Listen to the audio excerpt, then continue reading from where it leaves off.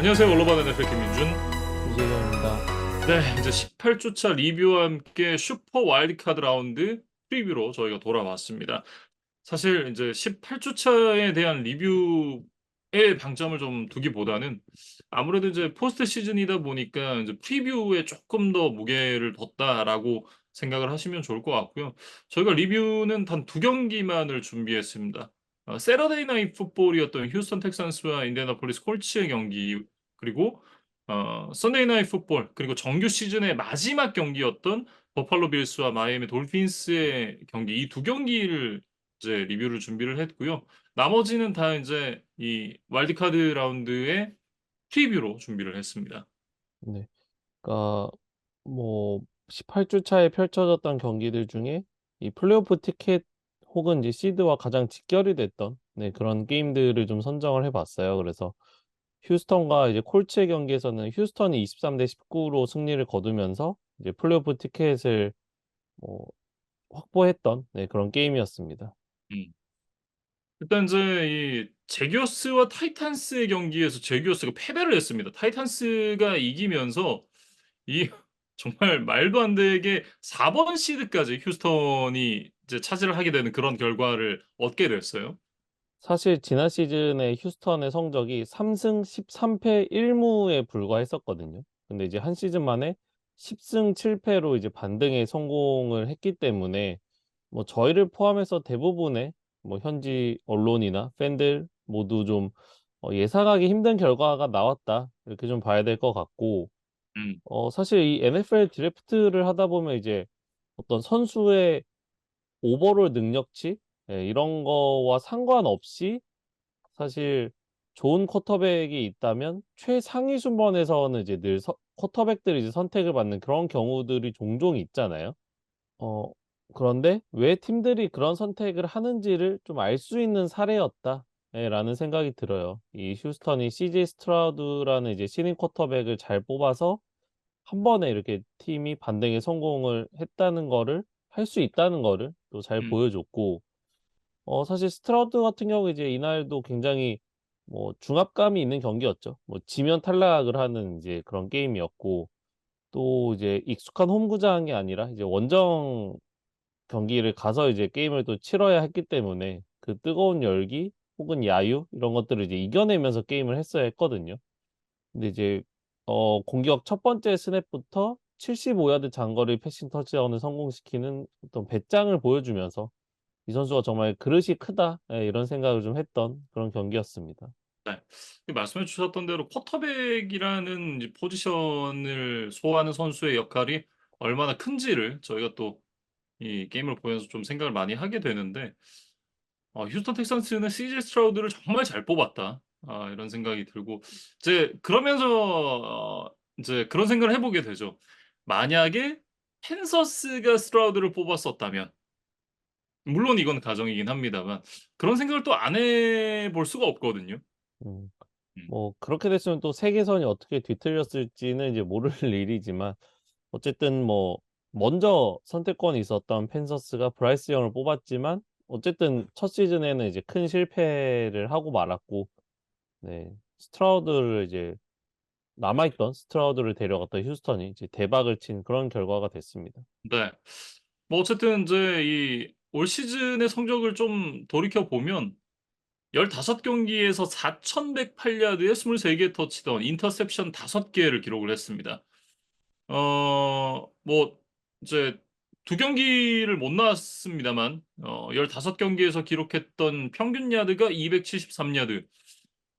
이게 뭐 두 경기가 더해졌다라고 하면 뭐 거의 한 4,654 패싱 야드 정도가 되니까, 이게 '투아보다 더 많은 패싱 야드를 기록했을지도 모르겠다.'라는 생각이 들거든요. 음. 그러니까 경기당 페이스로만 보면 리그 패싱 리더를 차지할 수도 있었던 그 정도의 페이스를 보여줬다. 이런 정도의 의미로 좀 보시면 될 것 같아요. 음. 그러니까 그만큼 스트라우드가 대단한 시즌을 보냈고, 아까 5개 인터셉션이라는 것도 이제 굉장히 적은, 그러니까 아주 어 '스트라우드가 기록적으로도 좀 인상적인 데뷔 시즌을 보냈다.' 이렇게 보시면 될 것 같고, 뭐 니코 콜린스도 이날 195야드 1개 터치다운으로 개인 커리어 한 경기 최다 리시빙 야드 신기록을 세웠습니다. 예, 음. 그러면서 스트라우드 아주 좋은 호흡을 보였고 결국 팀을 함께 플레이오프로 이끄는 데 성공을 했어요. 네. 어쨌든 휴스턴에게는 정말 뭐 기록에 남을 만한 한 시즌이었다. 이렇게 좀 얘기를 해야 될 것 같고 콜츠 같은 경우에는 이제 앤서니 리차드슨 선수를 또 이 드래프트에서 뽑으면서 뭔가 반전의 기도를 해 봤었는데 생각만큼 또 시즌이 잘 풀리질 않았습니다. 뭐 리차드슨이 아마 4 경기 정도를 치르고 시즌 아웃 부상을 입었던 것으로 기억이 돼요. 그래서 그때 어떤 그런 악재들을 뭐 좀 시즌 초반에 겪었던 콜츠였는데 뭐 그랬던 것을 감안하면 이렇게 18주 차까지 이 플레이오프 혹은 지구승 경쟁을 했다는 것만으로도 사실은 뭐 좀 의미는 있었던 그런 한 해였던 것 같아요. 사실 가드너 민슈가 좀 기대 이상의 선전을 해 주면서 경쟁을 끝까지 이어왔지만 결국에는 한 끗이 부족했던 그런 콜츠의 아쉬운 시즌이 되고 말았습니다. 음. 이게 그 막판에 결국 인제 역전 터치다운을 만들어낼 수 있는 기회가 있긴 했습니다만 결국 그 기회를 놓쳤던 게 콜츠에게는 올 시즌의 가장 큰 아쉬운 포인트가 아니었을까 이런 생각이 좀 들고요. 이게 그 상대 지점 15 야드 지점까지 전진을 한 상황에서 포스 앤 원이었거든요. 그러니까 사실은 뭐 조나단 테일러에게 뭐 러싱을 시킨다든가 아니면 쿼터백 스닉을 한다든가 뭐 이런 인제 뭐 방법이 사실은 일반적이고 흔히들 예상할 수 있는 그런 상황이었을 텐데 아니면 인제 어 아예 패싱을 한다라고 하면 뭐 마이클 피트맨에게 공을 던진다든가 뭐 이런 그런 좀 확실한 확률이 높은 방법으로 갔었어야 되지 않나라는 생각이 드는데 어쨌든 그 백업 러닝백 타일러 굿슨 선수에게 패스를 시도를 했던 부분 이런 부분들이 뭐 대담하긴 했습니다만 이게 사실은 이제 그 과정을 놓고 보면 '선택 자체는 나쁘지 않았다.'라는 생각도 들긴 하는데 결국 어떤 세밀함의 부족으로 인해서 결국 인제 '아쉬움을 삼키고 말았다.' 이렇게 얘기를 해야겠죠. 음. 아마도 이제 콜츠의 생각은 그거였던 것 같아요. 뭐 조나단 테일러라든가 뭐 마이클 피트맨이라든가 이런 이제 핵심적인 스킬 플레이어진에 대해서는 뭐 상대 수비가 타이트한 마크가 예상이 되기 때문에 대신에 이제 이런 뭐 굿슨 같은 경우는 뭐 사실 2 년차 언드래프티드 출신 백업 러닝백이거든요. 그러니까 사실은 거의 상대가 어떤 리시빙 옵션으로서의 경계는 거의 하지 않을 것이라는 이제 확신이 있었던 것 같아요. 네, 음. 그리고 실제로 이 플레이를 보면 완벽하게 와이드 오픈 상황까지는 만들어졌던 것이 사실이기 때문에 뭐 상대의 견제를 피한다는 의미에서는 뭐 허를 찌른 선택이었던 것은 맞았던 것 같습니다. 근데 이제 일단은 민슈의 패스가 와이드 오픈이었던 거에 비해서 혹은 뭐 아주 뭐 패스 러셔의 프레셔를 깊게 받고 있지 않은 상황임을 감안하면 쪼끔 부정확했던 것이 1 차적인 좀 원인이었던 것 같고 뭐 굿슨 입장에서도 사실 뭐 완벽한 패스가 아니었다 하더라도 조금 더 침착하고 만약에 클래스가 있는 뭐 리시빙 옵션 선수였다면 '그래도 좀 잡아낼 수 있지 않았을까?' 싶은 정도의 장면이었던 것 같아요. 근데 이제 결국엔 드랍이 되고 말았고 뭐 굿슨의 어떤 뭐 심리라든가 그런 것들을 좀 추측을 해 보면 당시에 이제 굿슨이 수비를 등지고 있는 상황이었기 때문에 자신의 뒤에 수비가 어느 정도 가까이 있는지 좀 인지하기가 어렵지 않았을까. 그러니까 경험이 많은 선수였다면 보지 않아도 뭐 충분히 좀 예상이 가능했겠지만 이 굿슨처럼 좀 경험이 일천한 선수들에게는 그런 것들이 좀 압박이 될 수 있었겠죠. 음. 그리고 어쨌든 공을 캐치하기 전에 일단 내가 이 공을 뭐 확보하게 된다면 빠르게 돌아서서 퍼스트 다운을 갱신하는 혹은 뭐 터치다운까지 갈 수 있는 그런 스텝을 좀 빠르게 밟아야겠다는 좀 욕심이 있었던 것이 아닌가 싶어요. 그래서 그다음 동작에 대한 뭐 신경을 너무 과하게 쓰다가 일단은 뭐 해야 하는 첫 번째 의무를 좀 다하지 못했던 그런 결과가 아니었나 싶습니다. 사실은 인제 이런 플레이 하나하나가 모여서 한 경기가 되고 승패가 가려지고 그 승패들이 모이다 보면 이제 시즌이 되는 거잖아요. 그러니까 결국은 이 한 경기에서의 마지막 경기였기 때문에 이제 더욱 그런 인제 이 플레이에 대한 아쉬움이 남긴 하겠지만 올 시즌 콜츠의 시즌을 되돌아보면 이런 상황들이 굉장히 많았어요. 예, 결국 이제 그런 분들이 모이다 보니까 이런 결과로 이어지지 않았나 이런 생각을 좀 해봅니다. 음. 아마도 내년에는 뭐 다시 앤서니 리차드슨 체제로 돌아갈 가능성이 높겠죠. 예, 그랬을 때 과연 리차드슨이 부상을 당하지 않고 한 시즌을 건강하게 치를 수 있는지가 역시 콜츠에게는 첫 번째 좀 과제가 될 것 같습니다. 네. 이렇게 인제 텍산스와 콜츠의 경기 얘기를 해 봤고요. 다음은 버팔로 빌스와 마이애미 돌핀스의 경기입니다. 이 경기에서 21대 14로 버팔로 빌스가 승리를 가져갔습니다. 이 경기가 인제 두 팀 간의 이제 단도대 매치였죠. 앞서 인제 경기 결과들로 인해서 이미 두 팀 모두 이제 이 포스트 시즌 진출 자체는 확정이 되어 있는 상황이었고 지구 우승만을 놓고 인제 이 두 팀이 맞대결을 펼치는 그런 상황이었는데 결국 이제 빌스가 승리를 가져가면서 지구 우승과 함께 2번 시드를 차지하는 데 성공을 했습니다. 음. 뭐 이날 이제 승리하는 팀은 2번 시드를 확보하면서 디비저널 라운드까지 뭐 1번 시드 레이븐스도 안 만나도 되고 홈 경기를 계속해서 디비저널 라운드까지 확보하는 이제 그런 좀 유리한 고지에서 플레이오프를 출발할 수 있는 반면에 이제 패했을 때는 뭐 6번 시드 혹은 7번 시드로 내려가면서 좀 가시밭길을 걸어야 할 가능성이 높았거든요. 네, 그래서 뭐 두 팀 모두 뭐 탈락의 가능성은 없었지만 뭐 아주 중요한 이제 매치였다 이렇게 좀 말씀을 드려야 될 것 같고 사실 빌스의 분위기가 그렇게 썩 좋지 않았는데 4 쿼터에 좀 스페셜 팀에서 아주 스페셜한 플레이를 보여주면서 예 게임의 반전을 좀 만들어냈던 것이 결정적이었던 것 같아요. 네. 14대 7로 끌려가고 있던 이제 4쿼터 초반에 디온테 하티가 96 야드짜리 펀트 리턴 터치다운을 만들어내면서 경기 분위기를 완전히 바꿔 놓는 데 성공을 했고 결국 인제 이 모멘텀을 가져오면서부터 인제 버팔로 빌스가 경기를 쪼끔씩 분위기를 자신의 것들로 만들기 시작을 했었는데 이날 인제 조시 앨런의 경기력이 사실 썩 좋지를 않았습니다. 이날 뭐 패스 성공률 자체는 높긴 했습니다만 이날 첫 두 번의 드라이브가 모두 인터셉션으로 끝났고 거기다 펌블 턴오버도 하나 있었거든요. 스트립 색을 당하면서 이제 펌블도 허용을 했었는데 이게 뭐 이기긴 했습니다만 '조시 앨런이 잘했다고 얘기하기는 사실 좀 어렵다.'라는 그런 생각이 들고 뭐 어쨌든 이제 승리를 가져가면서 2번 시드를 차지한 부분 자체는 굉장히 좀 의미가 있다라고 봐야겠죠. 만약에 인제 패배를 했다라고 하면 앞서 스틸러스가 이겼기 때문에 7번 시드에 내려가서 돌핀스를 다시 만나야 되는 그런 상황이었거든요. 예. 이게 정규 시즌 마지막 주에 지고 그다음 주에 또 붙어야 된다라는 건 사실은 굉장히 좀 부담이 있을 수 있는 그런 상황인데 어쨌든 이게 이 다행히 승리라는 결과로 이어지면서 TJ 왓이 빠진 스틸러스를 인제 상대를 하게 됐습니다.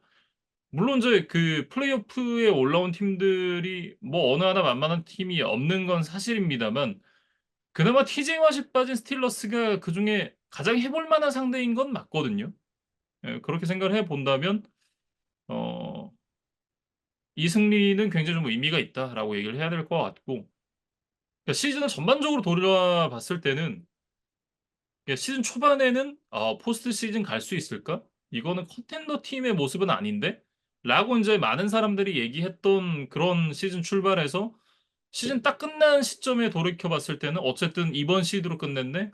나쁘지 않다.'라는 인제 결과로 정규 시즌이 마무리된 건 어 전반적으로 좀 기복이 있었던 모습을 고려를 한다면 '정규 시즌의 결과 자체는 나쁘지 않다.'라고 받아들여야 될 것 같습니다. 음. 그 인터넷에서 좀 유명한 짤 중에 그 다큐 3 일에서 음. 그 일반 시민이었나요? 뭐 어떤 분이 이제 인생을 뭐 기찻길에 비유했던 그런 뭐 아. 네 그 명언이 좀 생각이 나는데 갈 때는 이제 직진인 것처럼 보이지만 뭐 돌이켜 보면 이제 굉장히 구불구불한 길들을 뭐 걸어오는 그런 경우들이 있다. 그래서 빌스 이번 시즌 좀 그랬던 것 같아요. 이제 돌이켜 보면 사실 말씀해 주신 대로 진짜 기복이 좀 많았는데 어쨌든 원하던 목적지에 근접하게 도착은 일단은 했습니다. 근데 이제 이거는 정규 리그에서의 이야기고 플레이오프에서 자신들이 원하던 이제 슈퍼볼에 진출할 수 있느냐는 또 다른 문제거든요. 그래서 글쎄요. 뭐 당장 자신들의 지금 폼이 좀 일정하지 않기 때문에 분명히 좀 불안한 요소는 있지만 최근 몇 년간 빌스의 어떤 고비 때마다 좀 발목을 잡았던 칩스의 상태가 지금 더 안 좋아 보이기 때문에 빌스로서는 오히려 좀 기회일 수도 있겠다. 예, 물론 뭐 결과가 어떻게 나올지는 모르겠지만 그런 좀 희망적인 것들을 좀 먼저 떠올리면서 예, 플레이오프를 잘 준비를 해야 될 것 같아요. 네. 돌핀스도 이날 이제 뭐 경기력이 좋았다라고 얘기하긴 좀 어렵죠. 물론 이제 이날 그 제일런 와들, 라인 모스터트가 빠진 상황에서 경기를 치르긴 했습니다만 이날 이제 투아 역시도 인터셉션 두 개를 던지면서 뭐 퍼포먼스가 썩 좋진 않았다 이렇게 얘기를 해야 될 것 같고 특히 이제 그 경기 마지막 투미닛에 그 인터셉션을 던지면서 그냥 게임이 실링이 되는 그런 이제 턴오버가 나왔었는데 사실은 어떻게 보면 그 턴오버 마진에서 앞서갔고 그러면서 손쉽게 경기를 좀 끌고 나갔어야 했을 마이애미 돌핀스였는데 그러질 못했던 부분이 굉장히 좀 아쉽게 느껴질 것 같다라는 생각이 들고요. 더 아쉬운 부분은 역시나 부상자죠. 지금 뭐 인저리 리포트를 확인을 해 보신 분들은 아시겠지만 지금 뭐 스킬 플레이어, 오라인, 프런트 세븐, 세컨더리 뭐 공수 양면 가리지 않고 정말 포지션 가리지 않고 많은 선수들이 부상을 당해 있는 그런 상황이기 때문에 특히 그 부상이 또 라인베커진에 집중이 돼 있거든요. 물론 이제 3-4 디펜스다 보니까 이 엣지 러셔들도 라인베커로 분류가 되긴 합니다만 어쨌든 굉장히 많은 프런트 세븐 선수들이 지금 부상으로 이탈을 해 있는 상황이다. 뭐 이런 부분들을 또 프리뷰 때 조금 더 얘기를 하겠지만 글쎄요. 칩스와의 경기가 이런 부분 때문에 굉장히 좀 쉽지 않을 것 같다라는 생각이 들어요. 그러니까 돌핀스가 시즌 초반에 어떤 막강한 화력을 과시했던 거에 비해서 결국 그 플레이오프 시드가 좀 아쉽게 됐거든요. 예, 그래서 뭐 AFC 경쟁팀들은 그래도 좀 반가워하지 않을까. 그러니까 이 막강한 화력을 가진 마이애미와 패트릭 마홈스가 버티는 칩스 중에 한 팀은 와일드카드에서 무조건 떨어져야 된다는 것들이 음. 그런 사실이 다른 경쟁팀들에겐 좀 반가운 소식이 되지 않을까. 예, 그런 생각이 또 얼핏 들었어요. 네. 그리고 인제 그 마이크 맥데니얼 감독이 경기 후에 선수들에게 그런 얘기를 했더라고요. 인제 "우리가 실망을 하는 부분이 그동안 우리가 우리 자신의 기대치를 너무 높여 놔서 그렇다."라고 인제 선수들에게 얘기를 하는 그런 부분도 있었는데 뭔가 좀 '초심으로 돌아가자.'라고 선수들을 이 타이밍에 다잡는 그런 모습인 것 같아서 그런 것들도 상당히 좀 의미가 있었다라는 생각이 들고 '좋은 감독이다.' 어 돌핀스가 좋은 감독을 만나서 '여기까지 잘 왔다.' 뭐 이렇게 좀 정리를 할 수 있지 않을까 그런 생각을 해 봅니다. 그러니까 선수들에게 좀 부담을 내려놓게 해주는 그런 말인 것 같아요. 예. 뭐 그래서 이런 부분들이 이제 패배에 빠진 그런 이제 분위기를 얼마나 잘 수습하고 이제 다음 주에 중요한 경기를 치르는 데 또 동기부여가 될 수 있는 네, 그런 멘트가 되기를 또 바라 보겠습니다. 네. 이렇게 간단하게 이제 두 경기 중요했던 경기들 리뷰를 해 봤고 이제 프리뷰로 이어가 보겠습니다. 먼저 인제 AFC 쪽부터 이제 프리뷰를 시작을 해볼 텐데 포스트 시즌이 이제 시작된다는 게 쪼끔씩 피부로 느껴져요. 최근에 이제 7번 시드까지 이제 플레이오프 그 자리가 늘어나면서 이 와일드 카드 라운드가 이제 4 경기에서 6 경기로 늘어났죠. 네, 음 그러면서 3 일간 펼쳐지고 한국 시간 일요일에 2 경기, 월요일에 3 경기, 화요일에 1 경기 이렇게 치러지는 스케줄입니다. 그래서 저희가 경기 시간 순서대로 한번 뭐 프리뷰를 간단하게 해볼 텐데 뭐 이번에는 어떤 이유에선지는 모르겠지만 AFC 컨퍼런스 경기가 1, 2, 3 번, NFC 컨퍼런스 경기가 4, 5, 6 번에 배치가 됐어요. 네. 일단 첫 번째 경기가 이 클리블랜드 브라운스와 휴스턴 텍산스의 경기입니다. 이게 일요일 오전 6시 30 분에 시작이 되는 경기가 되겠는데요. NBC에서 인제 중계를 하게 되고 노아 이글, 토드 블랙리치가 인제 이 경기를 중계를 하겠습니다. 왜 MBC의 넘버 원 크루가 이 경기를 중계를 하지 않느냐? 그거는 인제 잠시 후에 돌핀스와 칩스의 경기 때 쪼끔 설명을 드리도록 하겠고요. 어쨌든 이 두 팀이 플레이오프에서 만나는 인제 첫 경기가 되겠습니다. 음. 뭐 휴스턴이 이제 창단한 지가 얼마 되지 않은 팀이기도 하고 휴스턴이 창단한 이후에 브라운스가 또 대부분 이제 거의 뭐 리그 최하위 팀으로 이제 오랫동안 또 뭐 생활을 해 왔기 때문에 두 팀이 좀 플레이오프에서 만날 기회가 그동안에 없었던 것 같아요. 근데 이제 드디어 2023 시즌에 만나게 됐고 사실 드션 왓슨이 있었다면 또 재밌는 스토리라인이 뭐 생성될 뻔한 그런 매치업이기도 합니다. 예 근데 드션 왓슨은 뭐 이번 시즌 지금 나설 수가 없는 상황이 됐고 결국에는 이제 조 플라코와 함께 뭐 이 자리까지 온 그리고 이제 수비의 힘이 굉장히 막강한 브라운스 대 CJ 스트라우드라는 이제 뭐 차세대 엘리트 쿼터백 뭐 지금도 사실 거의 엘리트 레벨에 근접한 퍼포먼스를 보여주는 선수기는 하지만 이 무서운 뭐 루키 쿼터백을 뭐 등에 업고 네 뭐 아까 리뷰 때도 말씀드렸지만 뭐 드라마틱한 반등을 통해서 지구 우승까지 차지한 그런 텍산스의 대결이다. 이렇게 말씀드리고 싶고 그 두 팀의 이제 뭐 정규리그에 있었던 뭐 주요한 내용을 이제 짧게 요약해서 드렸는데 요 두 가지를 종합해 보면 이런 것 같아요.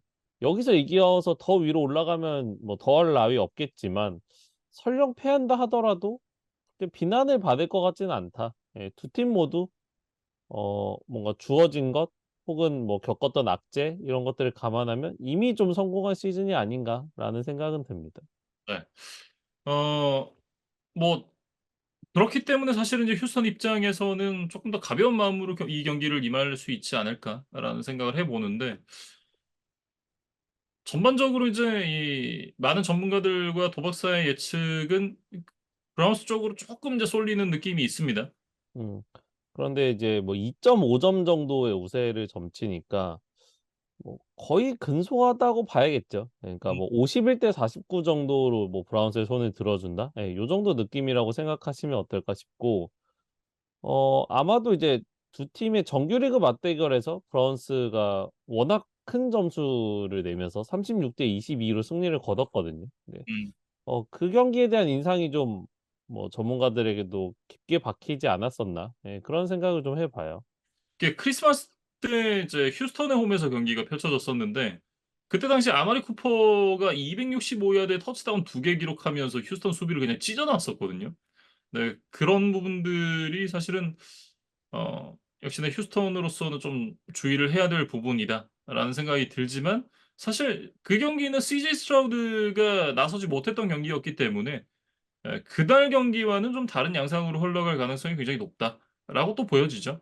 그러니까 휴스턴도 미리 위축될 필요는 없다고 보여져요. 네 음. 그래서 어 뭐 두 팀이 어떤 뭐 승부를 펼칠지 좀 궁금한데 일단 브라운스 같은 경우는 뭐 시즌 막판에 있었던 뭐 주요 전력들을 대부분 유지한 채로 이제 훈련을 하고 있는 가운데 텍사스의 핵심 자원들이 좀 훈련에 불참하고 있다는 소식들이 좀 있거든요. 그래서 특히 이 디펜시브 라인 쪽에 부상자들이 좀 많은데 뭐 이번 시즌 아주 좋은 모습을 보여줬던 신인 윌 앤더슨 주니어라든가 12개 반의 색을 기록하면서 팀 내 1 위를 기록했던 조나단 그레이나드 이런 선수들이 현지 시간 수요일 훈련까지 좀 불참을 했다 이런 소식을 제가 이제 뭐 기사를 통해서 봤었어요. 그래서 뭐 정말 못 뛰는 상황이 아니면 어쨌든 뭐 출전은 하겠지만 그래도 좀 '컨디션이 100%가 아닐 수도 있겠다.' 예 그렇게 되면은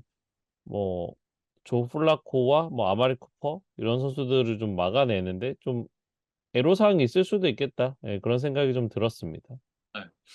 일단 뭐 지난 경기에서 아마리 쿠퍼가 대단한 활약을 보여줬기 때문에 아마리 쿠퍼를 좀 주목을 해 봐야 될 것 같은데 그 외에 좀 주목해 봐야 될 선수가 있다면 누가 있을까요? 뭐 저는 이제 브라운스 같은 경우는 데이비드 은조쿠 타이트 엔드를 좀 이야기를 하고 싶은데 말씀해 주신 대로 아마리 쿠퍼에게 이렇게 뭐 크게 혼났었다는 거는 뭐 저희도 알고 휴스턴 구단과 선수들 모두 잘 알고 있는 사실이잖아요. 그래서 어떻게든 이 쿠퍼에 대한 수비 플랜을 집중적으로 좀 짜올 가능성이 높다. 예 근데 뭐 결국에 풋볼은 이제 11 명과 11 명의 대결이기 때문에 쿠퍼에게 어떤 디펜스의 자원이 집중적으로 투자가 된다면 결국에는 다른 데서 좀 빈틈이 생길 수밖에 없다는 생각은 들거든요. 네. 이제 그랬을 때 그 공간을 활용해서 좋은 활약을 할 수 있는 선수가 아마도 데이비드 온조크가 아니겠느냐라는 것이 뭐 저를 포함한 뭐 현지 언론들에서 좀 찾아볼 수 있었던 의견이었습니다. 그래서 은조쿠가 사실 마지막 4 경기에서 373 야드 4개 터치다운을 기록하면서 굉장히 이제 최근 기세가 좋았고, 이번 시즌에 이제 커리어 하이 시즌을 리시빙 야드 기준으로 이미 만들어낸 바 있었거든요. 그리고 여기에 이제 휴스턴 수비가 타이트 엔드에게 좀 뭔가 많은 캐치 그다음에 리시빙 야드를 내준다는 또 데이터도 있다 보니까 이 은조쿠의 활약이 좀 빛날 수도 있지 않겠느냐. 예, 이런 예상들이 나오고 있는 것 같습니다. 휴스턴 쪽에서는 역시나 CJ 스트라우드가 어떤 활약을 보이는가 이 부분이 상당히 중요할 것 같은데 뭐 루키로서는 더할 나위 없는 그런 퍼포먼스를 보여줬고 지금 3,000 야드를 넘긴 쿼터백이 총 19 명이 있는데 그중에 인터셉션이 가장 적습니다. 이거는 음. 상당히 좀 의미가 있는 기록이다라고 말씀을 드려야 될 것 같아요. 음. 뭐 라마 잭슨과 저스틴 허버트가 7 개였는데 허버트는 또 결장 경기가 좀 많았고, 어 워싱턴의 샘 하웰 같은 경우는 무려 21 개의 인터셉션을 범하면서 굉장히 좀 어려운 한 해를 보냈거든요. 네. 네, 그런 것과 비교해서 이 스트라우드가 신인임에도 불구하고 이렇게 적은 인터셉션을 기록했다는 거는 정말 우리가 좀 인정을 해 줘야 될 부분이 아닌가 싶고, 앞서 뭐 리뷰 때도 말씀드렸지만 플레이오프 티켓이 걸린 첫 경기에서 첫 공격 스냅을 장거리 패스 터치다운을 만들어내는 배짱도 보유한 그런 선수예요. 그래서 이제 자신의 플레이오프 데뷔전을 치를 예정인데, 상대가 사실 쉽지는 않습니다. 이 클리블랜드 브라운스의 수비가 지금 워낙 막강하고 뭐 리그 탑 5 안에 드는 디펜스이기 때문에 스트라우드가 이런 브라운스의 수비를 상대로도 뭔가 인상적인 퍼포먼스를 보여줄 수 있느냐, 이런 부분들에 대해서 좀 초점을 맞추면 재밌을 것 같아요. 네, 이렇게 브라운스와 텍산스의 경기 리뷰 간단하게 해 봤고요. 다음 경기는 이제 돌핀스와 칩스의 경기입니다. 이 경기가 인제 앞서 말씀드렸던 브라운스와 텍산스의 경기 다음에 펼쳐지는 경기가 되겠고요. 1월 14일 일요일 오전 10시에 인제 펼쳐지게 되는데 이게 인제 피콕을 통해서 중계가 됩니다. 피콕이 이제 NBC가 갖고 있는 이제 OTT 플랫폼이죠. 음. 이 플랫폼을 통해서 단독 중계가 돼요. 그러니까 '미국 내에서 이걸 보고 싶다.'라고 하면 피콕을 구매를 해야 되는 인제 그런 상황입니다. 그래서 인제 그 MBC의 넘버 원 코멘테이터 마이크 티리코가 인제 마이크를 잡는데 그 옆에 앉는 사람이 제이슨 게럿입니다. 아마 시즌 중에도 한두 번 정도 음. 이 중계를 했었던 걸로 알고 있어요. 뭐 레이븐스와 차저스의 경기 이런 거를 이제 했던 기억이 나는데, 제이슨 게럿이 또 이런 중요한 플레이오프 무대에서 뭐 '한 번 더 좀 기회를 얻게 됐다.' 이렇게 좀 봐야겠죠? 뭐 어쨌든 인제 경기 얘기로 좀 들어가 보면 나란히 두 팀이 11승 6 패씩을 기록을 했습니다. 이제 6번 시드 돌핀스, 3번 시드 칩스가 맞대결을 펼치게 되는데 정규 시즌 이제 9 주차에 한 번의 맞대결이 있긴 했습니다만 그 경기가 펼쳐졌던 곳이 도이치뱅크 파크 인터내셔널 게임이었거든요. 당시에 인제 프랑크푸르트에서 펼쳐진 인터내셔널 게임이었는데 그때는 21대 14로 인제 칩스가 승리를 거둔 바가 있었습니다. 음.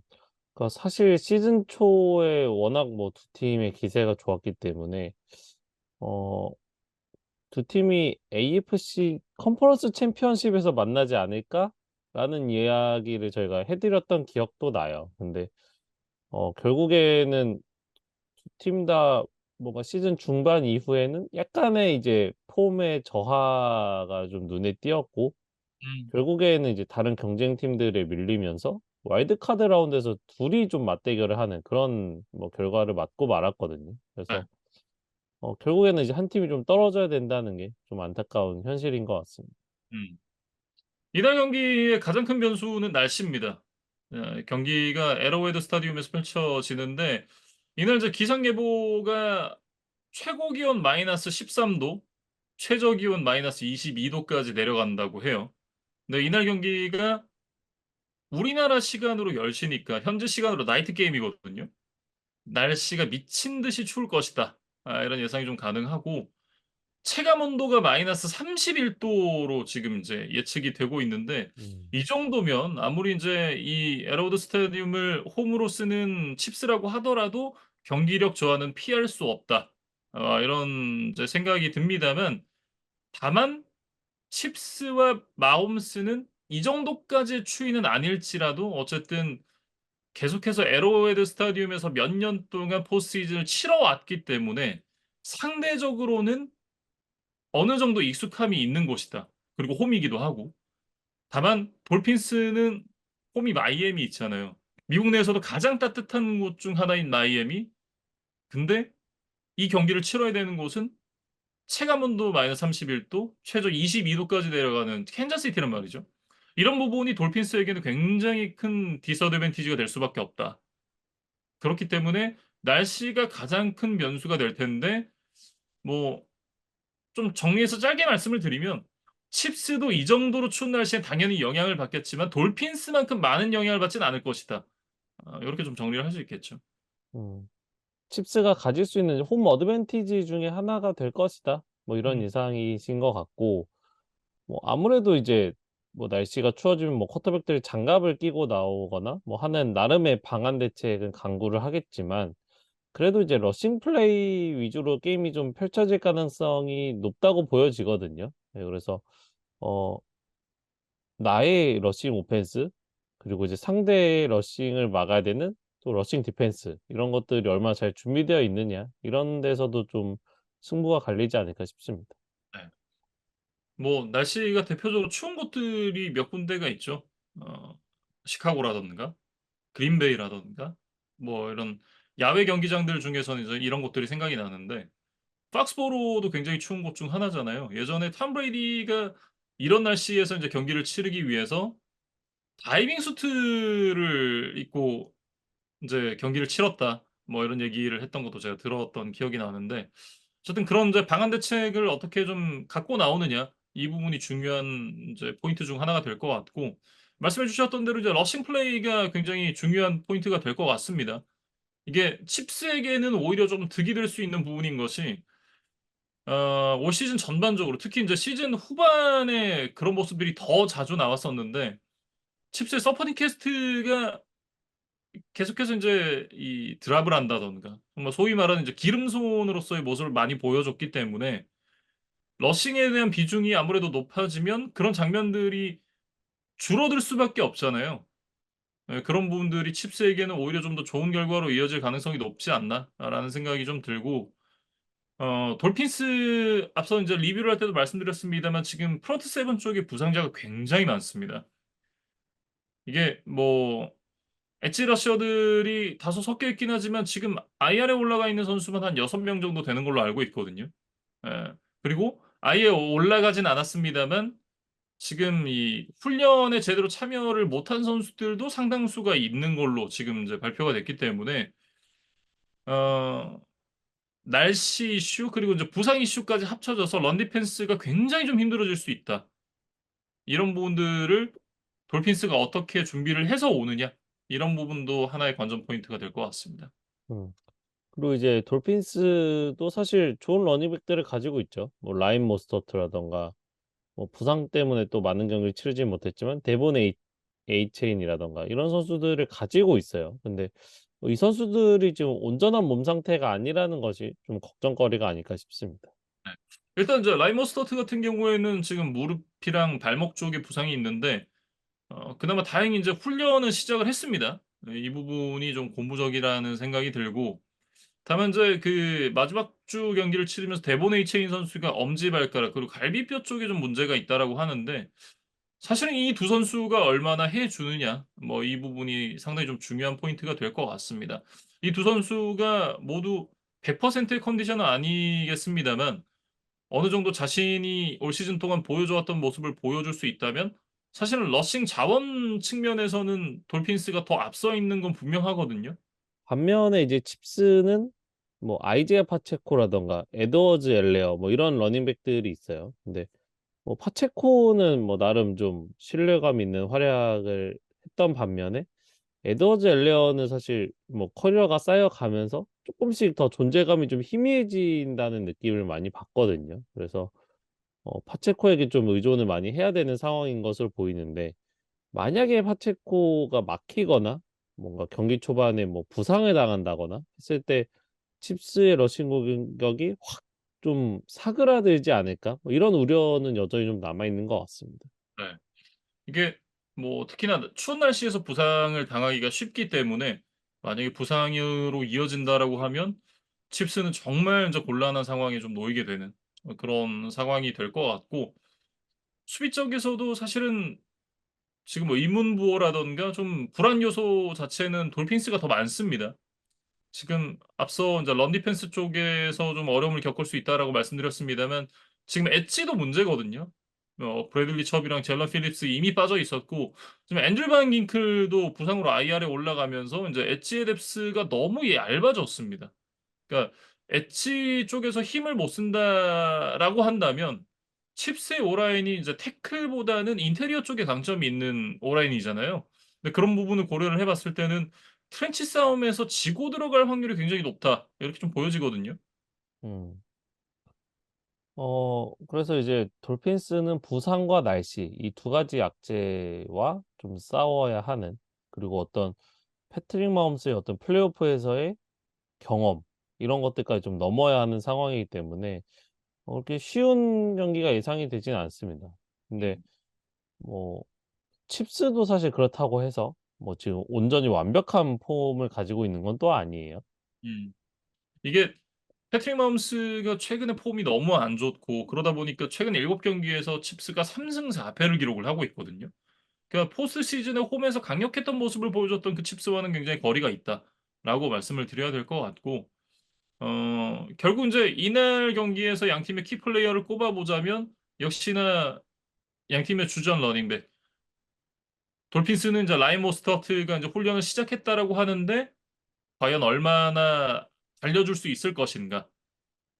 그리고 아이자 파체코 역시도 인제 칩스에서 얼마나 중요한 역할을 해줄 수 있을 것인가. 이 두 명의 러닝백을 키 플레이어로 한번 꼽아 보겠습니다. 네, 다음 얘기해 볼 경기는 피츠버그 스틸러스와 버팔로 빌스의 경기입니다. 이 경기가 인제 1월 15일 월요일 새벽 3 시에 펼쳐지게 되고요. 이 경기는 인제 CBS의 넘버 원 크루 짐 렌츠와 토니 로모가 중계를 하게 됩니다. 두 팀의 이제 역대 네 번째 플레이오프 맞대결이라고 해요. 그래서 앞선 세 번 모두 이제 디비저널 라운드에서 만났었는데 뭐 좀 오래됐습니다. 그러니까 피츠버그가 74 시즌, 95 시즌의 승리를 거뒀고 빌스가 이제 92 시즌의 승리를 거둔 바 있어요.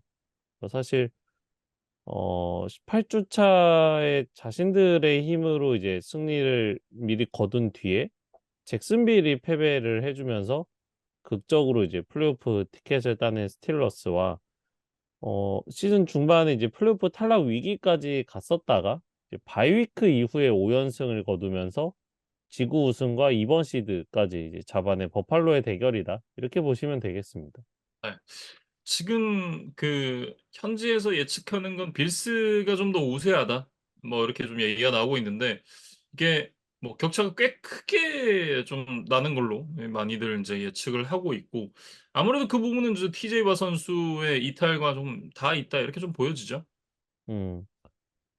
TJ 와트 같은 경우는 뭐 스틸러스를 포함해서 뭐 그뿐만 아니라 사실 리그를 대표하는 뭐 수비 자원 중에 하나고 이번 시즌에도 뭐 전 경기에 출장해서 19 개의 색을 기록을 했어요. 이제 그러면서 개인 통산 세 번째 리그 색 리더 타이틀을 이제 획득을 했는데 마지막 이제 정규리그 경기에서 동료가 그 TJ 와트의 다리 위로 이제 떨어지면서 이제 와트가 이제 어떻게 보면 그 밑에 좀 깔렸다고 뭐 봐야겠죠. 이제 그러면서 부상을 당했고 뭐 현재 나오는 뉴스들을 종합해 보면 아마도 좀 결장이 유력한 것으로 보입니다. 그래서 사실 뭐 스틸러스는 이제 수비 쪽에서 뭔가 메이킹을 통해서 어 상대의 득점을 억제하고 뭐 턴오버를 유도하고 이제 그러면서 이제 승리를 가져가는 이제 플랜을 가지고 있는 팀인데 이렇게 이제 수비 쪽에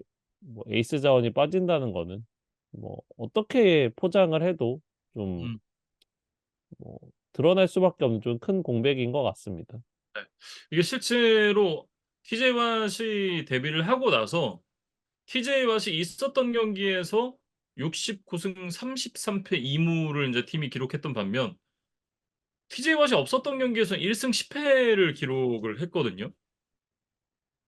이런 부분을 생각을 해 보면 'TJ 왓이 있을 때와 없을 때의 차이가 굉장히 크다.'라는 점을 좀 생각을 해볼 수 있고, 일단 민카 피츠패트릭은 인제 이 "이날 경기에 나설 가능성이 좀 높다." 이런 얘기가 좀 나오고 있습니다.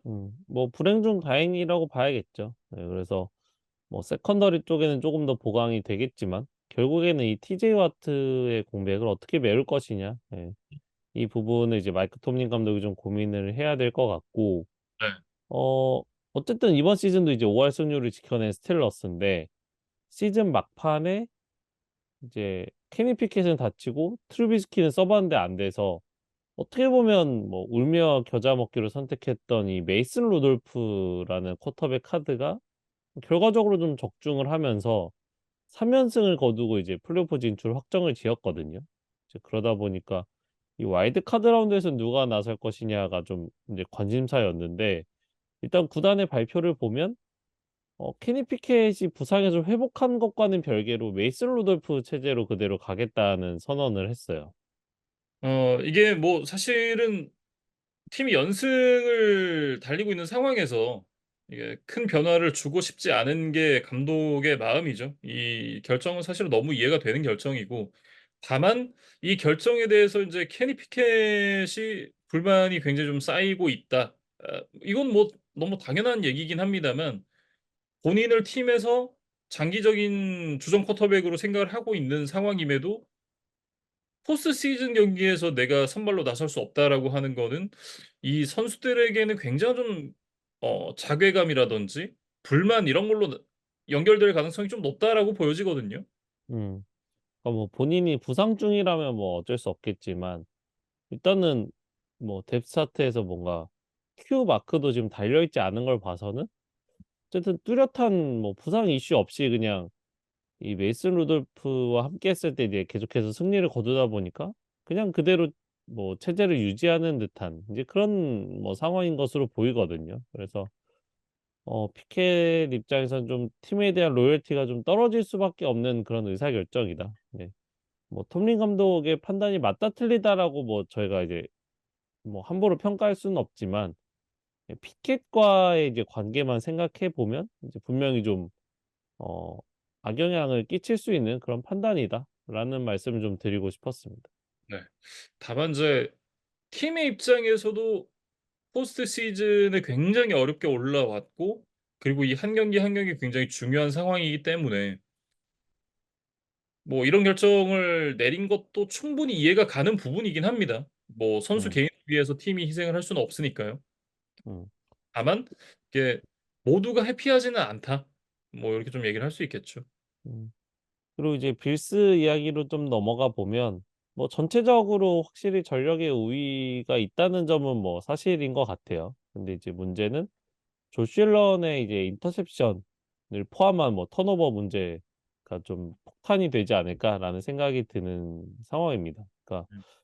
어 최근 이제 마지막 5 경기를 모두 이기고 이번 시드를 차지했다고 말씀을 드리기는 했지만 그 5 경기에서도 조시 앨런은 이제 경기당 평균 1 개의 인터셉션을 내줬고 이번 시즌 전체로 보더라도 18 개의 인터셉션을 범하면서 샘 하웰에 이어서 최다 2위 기록을 뭐 가지고 있어요. 이거는 이제 안 좋은 쪽으로 2 위인 거죠. 예, 그러다 보니까 뭐 조시 앨런이라는 이름값을 감안하면 사실은 좀 초라한 성적표에 가까웠다.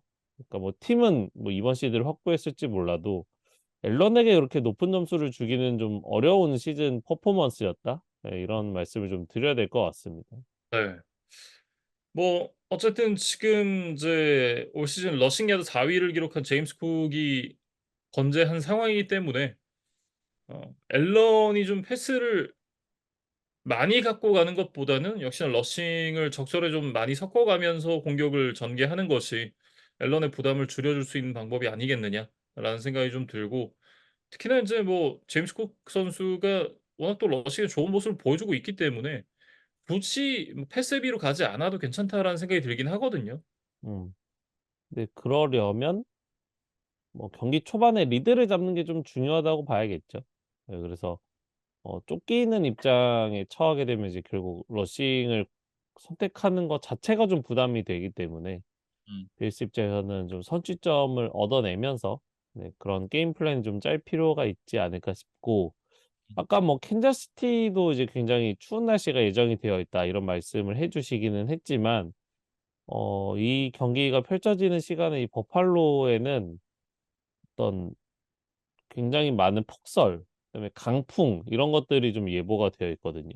그래서 뭐 기온은 뭐 칩스가 있는 캔자스시티보다 좀 나을지 몰라도 경기를 하기에는 꽤나 방해가 되는 요소들이 좀 많이 보인다. 네. 사실 눈이라든가 바람 이런 것들이 뭔가 분명히 선수들의 경기력에 영향을 끼칠 수 있는 요소이기 때문에 예 좀 예의주시를 해야 될 것 같고 네. 뭐 "클리블랜드 구장에 가서 게임을 치를 수 있다." 뭐 이런 얘기까지 나오더라고요. 음. 그러니까 뭐 그것이 현실화되는 것과는 별개로 정말 이 버팔로 지역의 날씨가 좀 안 좋을 것으로 예상이 된다. 그런 것만은 좀 분명한 사실로 보여요. 예 네. 그래서 만약에 이렇게 날씨가 좋지 않다면 뭐 글쎄요. 이런 요소는 결국에는 뭐 스틸러스에게도 나름 좀 희망이 될 수도 있다. 그러니까 지금 워낙 전력 차가 많이 나 있고 어떻게든 누군가든 이제 변수를 만들어 줘야 되는데 그것이 뭐 우리 팀이 아니라 그냥 어떻게 보면 중립적인 요소니 날씨가 좀 도와준다면 뭐 스틸러스에게도 좀 기회가 될 수가 있겠죠. 그러니까 예를 들면 어차피 눈과 바람이 많이 불어서 패싱 게임이 둘 다 안 된다고 치면 이 쿼터백의 능력치가 결국엔 둘 다 이제 상쇄가 되는 거잖아요. 그렇죠. 뭐 이런 것들은 좀 '피츠버그에게 유리한 요소로 작용하지 않을까?' 예 뭐 그런 생각도 들었습니다. 이게 대표적인 경기가 작년 시즌이었는지 재작년 시즌이었는지 정확하게 기억이 안 나는데 그 빌스 원정에서 눈 그리고 바람이 특히 바람이 엄청 세게 불었어요. 그래서 맥 존스가 패스 3번 하고 묻지마 러싱을 해 가지고 패트리어츠가 빌스를 이긴 적이 있거든요. 근데 그 경기의 양상과 비슷하게 좀 흘러갈 수도 있겠다. 그런 생각이 문득 좀 드네요. 음. 뭐 그랬을 때 이 제임스 쿡이라든가 나제 해리스라든가 이런 이제 주전 러닝백들이 어떤 모습을 보여주는지를 좀 지켜봐야겠죠. 네. 실제로 말씀해 주신 대로 그렇게 눈이 많이 온다라고 한다면 글쎄요. 저는 유리한 쪽은 스틸러스가 아닌가. 그러니까 날씨로 인해서 이득을 더 많이 보는 쪽은 스틸러스다라고 분명하게 좀 말씀을 드릴 수가 있을 것 같습니다.